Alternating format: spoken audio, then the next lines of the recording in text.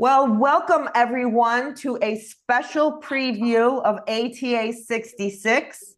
Today, my fellow member of the ATA Language Technology Division, Anne Chemali, and we have the distinct pleasure of speaking with our Language Technology Division distinguished speaker. How's that sound, Eddie? Eddie Arrieta from Multilingual, and he's actually joining us from Lock World today. So we thank you so much for taking time out of your schedule. ATA 66 in Boston is right around the corner. Registration is now if you haven't registered yet. So don't forget the LTD Brazilian dinner at Fogo de Chão. All of this information is on the Language Technology Division website. And Eddie will be presenting 2 sessions at ATA 66 on Thursday, October 23rd at 4:15 p.m. and Friday, October 24th at 1:30 p.m. The title of his presentations, part 1 and 2, are Thinking Macondian, Curiosity, Language, and Hidden Opportunities. I think that's something that we all need to hear more about. So again, welcome, Eddie. Thank you so much for joining us, and thank you so much for being my wingman today. And I just want to get into a few basics here, Eddie. Your work in the field of language technology and language itself is so impressive. We're thrilled to have you as our distinguished speaker this year. I think ATA is thrilled and really lucky. And could you start by telling us a little bit about your professional journey and what drew you into the world of language services and language technology? Well, thank you so much, Bridget, and first of all, as well to everyone who is watching, who is thinking of attending ATA 66 or already confirmed to attend ATA 66. I think it's a great year. I think it's a great moment in human history. We cannot stress less or we don't have enough energy in multilingual to Right. work on spreading the word on how important it is to take ownership of the Right. moment that we're going through. And thank you so much for the question.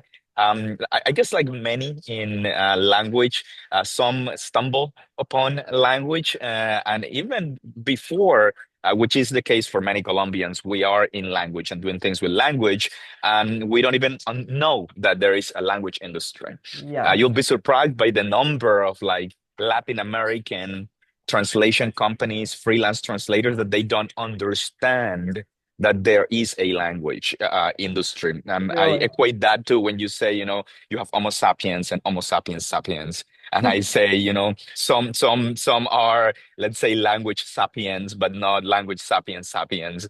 And they do know language and services with languages.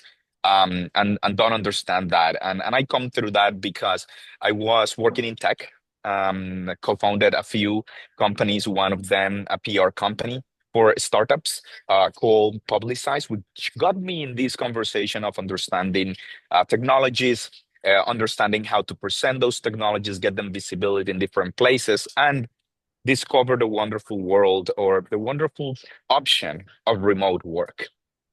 I'm Really? from a small city in Colombia called Sincelejo, which is about Mhm. 3 hours away from Cartagena and Barranquilla. This is like the Caribbean side of Colombia. And this is what Oh, I wow. call to me, the whole of Colombia is Macondo. And I'll talk a little bit more Yes. later. But Macondo is this a fantasy town created by Gabriel Garcia Marquez. But we'll talk about that. So my discovering remote work was really great because it empowered me to think I could work from my hometown, which has no Mhm. jobs for someone like me, but I could Right. work remotely from my hometown and then have an influence in that small town. But yeah, I was discovered by a company called Nimsi Insights. They were looking for people, and then I discovered the industry. I had no idea it existed. Had no Yes. idea language services existed, the language industry existed, that there were associations of translators, of interpreters, and I understood this side of technology, but I didn't know there was such a robust community. So Really. as I'm work with Names Insights, I get proposed to start working with Multilingual. And I Yes. discovered that it's a magazine with, over 38 years of existence, covering all ranges of topics from language access, regulated industries, language technologies, Yes. and many, many more topics.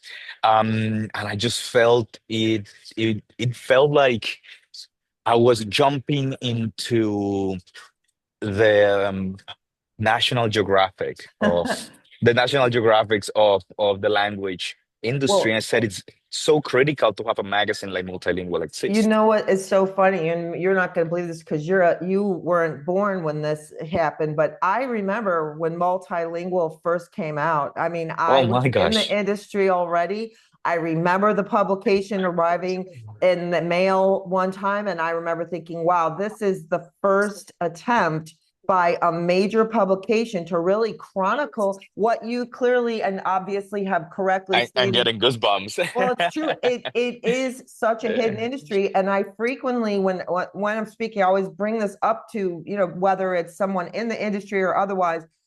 Being a hidden industry, education is critical because first people don't even know we exist, and so people talk about their problems with their clients or this or that. I'm like, well, you need to teach these clients first and foremost that as a actual bona fide industry we exist. There are processes to what we do, there are best practices, there are standards.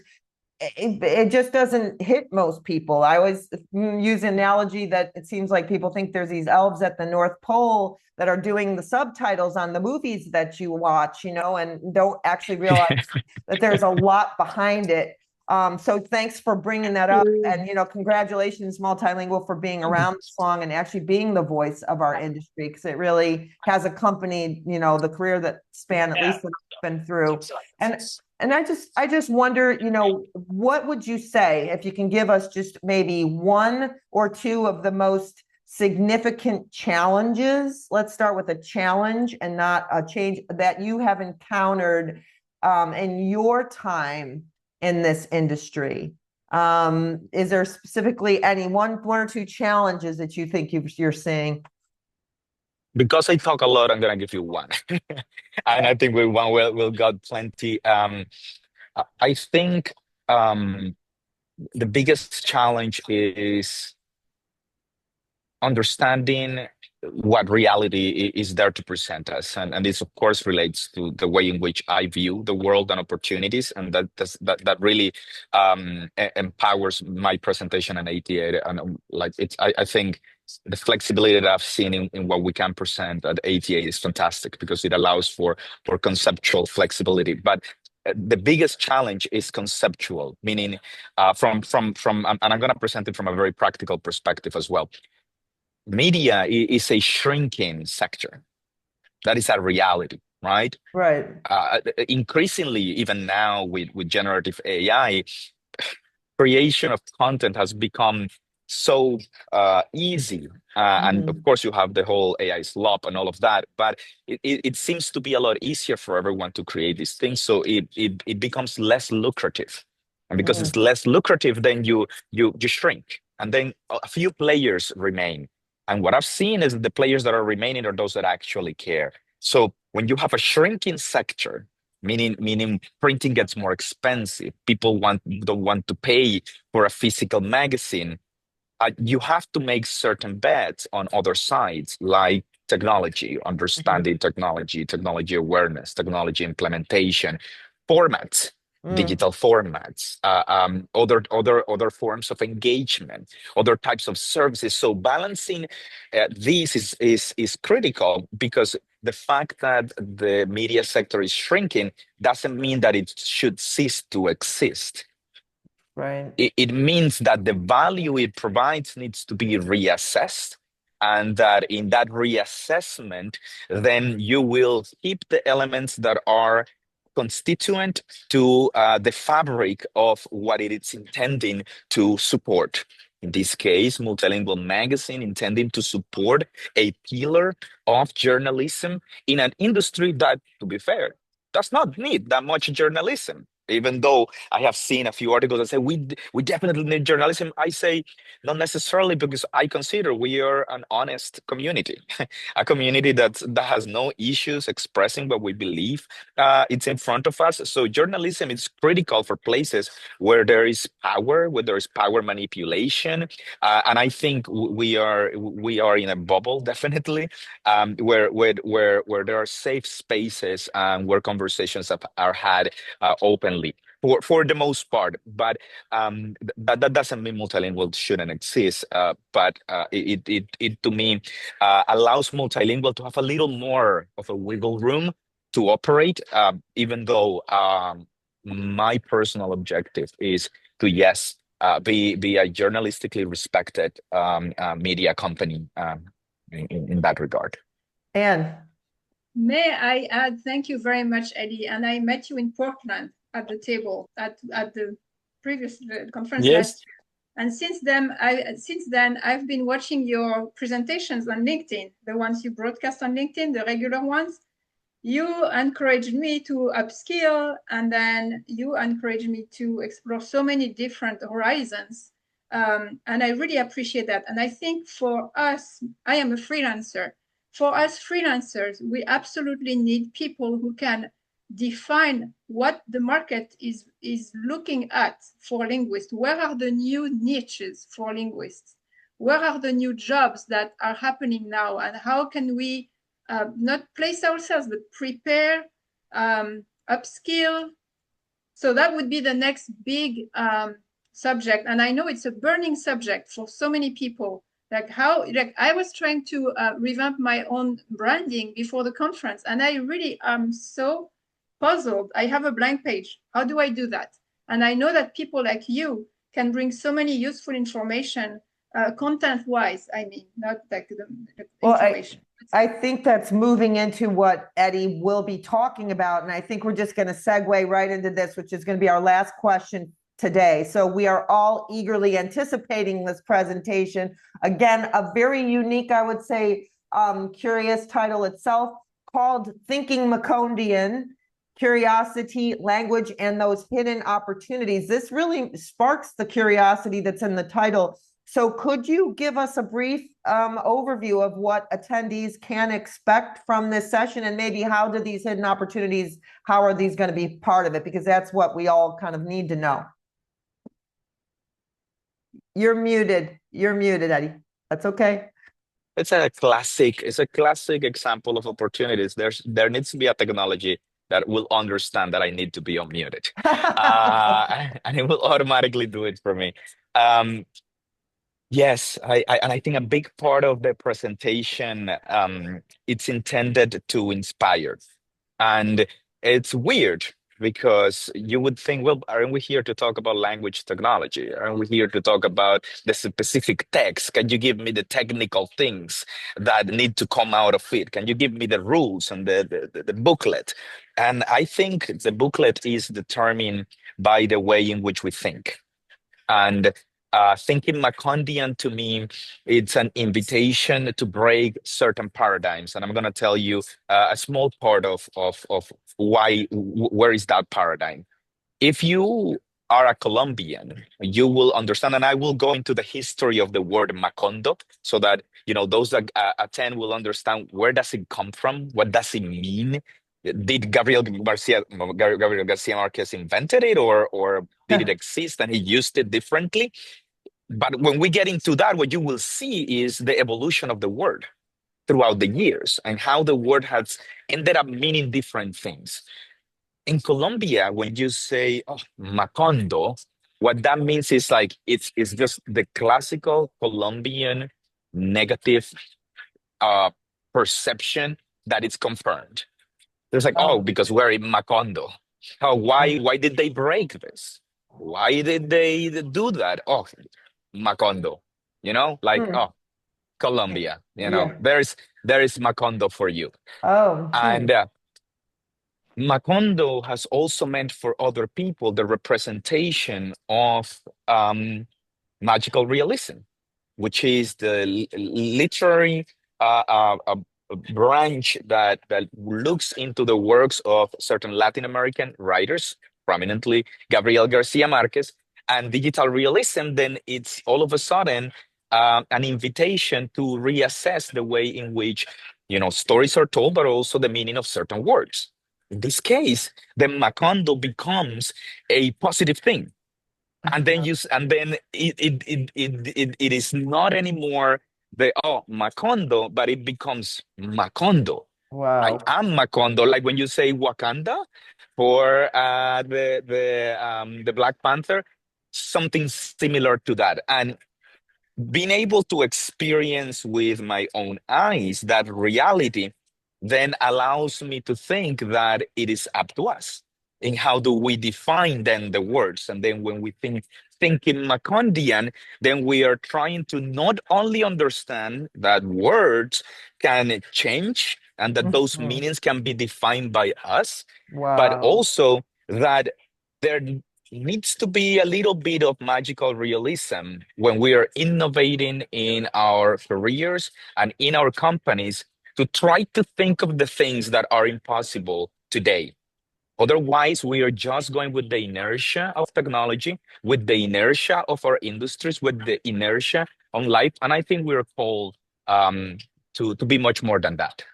I also find this brilliant because I didn't kind of perceive this. So this is very deep, Mr. Arrieta. You are actually proposing to take a word and respin it as far as it Absolutely. is. I mean, I'm all in. Okay, so I just want to let you know I'm going all in on this one. So now I'm gonna start saying Macondo, and it's like cool and all that when things are going the way we want them to, sort of like Macanudo. I'm gonna be going Macondo. Okay, so we're really, this is so cool. I'm very excited about that, and I do want to just make sure, for the sake of the audience and anyone attending ATA 66, and also you are one of the few presenters who you've given us permission to record and restream this. So I think this will be useful to attendees who actually aren't available on site that day. But I seriously want to thank you for that. But you will be able to then broaden, hopefully open our minds a little bit into some other opportunities, is what I'm really. Yes, because then what we will see is that there are elements of the industry still that are ready for disruption. Fantastic. You will see then examples of industries, of sectors within the industries that, despite all the advancements that we have in technology, are still led by humans. Absolutely. And when you go to translate a literary work of a Nobel Prize, there is no machine that can do that or should do that. And I think the opportunities that are already there are opportunities that are safe. I'm not even talking about reinventing anything yet. Right. I'm saying there are opportunities there. I'll be able to share some of the opportunities that we see that are sent to us in the industry, which are still very similar to what we saw 3, 4, 5 years ago. And now the great opportunity is the roles that are emerging. And I'll be able to share a few of the titles that we have seen already, a few of the titles of the people, linguists, translators, interpreters, that have taken on that challenge and have said, you know what, I'm still a translator at heart, but I do this specific activity for a company. And I think bringing that real perspective will evidently connect this imagination that we're thinking about. But when you see it happening already in reality, you will make that connection. And that's, why I thought, bringing the element of curiosity, it's important, and the element of language and the element of technology together. I'm so grateful for this preview. And just closing up here, just wondering, beyond the professional, when you are not busy revolutionizing Colombian Spanish and language technology, what's a hobby or interest that you enjoy pursuing in your downtime that does not involve a screen? That's great. There's my most recent hobby is tennis. I started playing tennis about a year and a half ago. I play a couple of times a week. So I'm really working on all, my backhand and my serve. My serve is terrible. My 90-year-old can beat me very easily in tennis, but I gotten to love the sport, and I highly recommend it. It really allows for understanding the progress much easier than other sports I've tried before. Well, thank you, Eddie. Thank you again for taking this time out to chat with us. Again, we're so excited for your presentation at ATA 66 in Boston.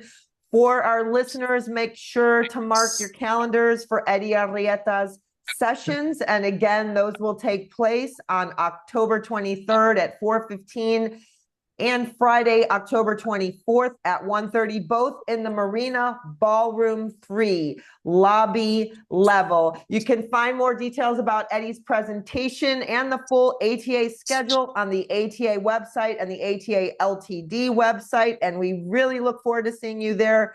Eddie, thank you so much. And everyone have a great day. Hope to see you all in Boston. Bye.